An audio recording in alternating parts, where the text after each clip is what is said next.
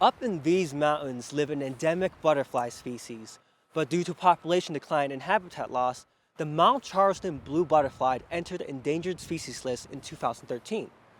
Ongoing efforts, however, are attempting to bring the blue butterflies back.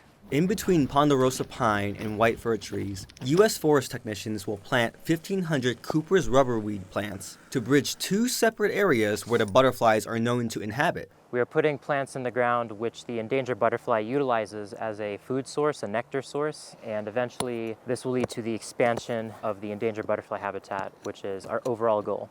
And by placing them between the existing habitat that we have on the ski slopes nearby and the habitat we have in the campsite area nearby, we are encouraging the butterflies to migrate between the two, both enhancing and increasing the habitat with this nectar plant. In the past century, the locations at which the butterflies have been detected had dwindled. In some areas, the butterflies have been absent for decades. That's why the technicians are looking to expand known habitats. The crews will be working through the winter to minimize environmental impact. You can hear in the background are some power augers that give us some extra muscle to get into this ground.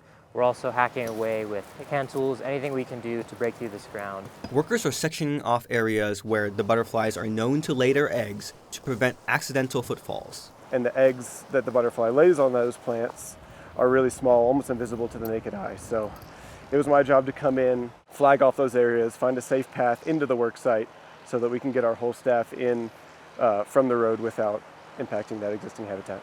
Experts are not sure why the butterfly has declined, but cite increased recreational activities and trails in the area and wildfire complications among possible reasons. It can be attributed in some cases to development. It can be attributed in many cases to canopy closing overhead. So our butterfly here likes to occupy a really open forest where a lot of solar radiation reaches the forest floor. The Carpenter 1 fire, it certainly had an impact on the Mount Charleston blue butterfly. The Carpenter 1 fire, a massive wildfire in 2013, burned through 28,000 acres of land. But researchers at UNLV found that the fire may have actually benefited the endangered butterfly. With fire being part of the natural system that maintains the butterfly's habitat, and we're looking at perhaps an initial negative impact and then a longer-term beneficial impact. Wildfires can help clear excessive overstory and lower tree density, allowing smaller ground-level plants to flourish, like the Torrey's milkovich that butterfly use to lay their eggs. So researchers from the University of Nevada, Las Vegas, who have studied this butterfly extensively and partnered with us to understand how to improve its habitat, how to expand its range again.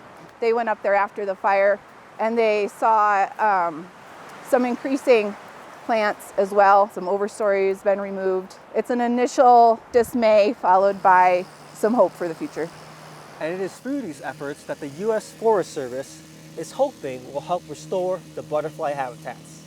For News 3, I'm Vincent Lau.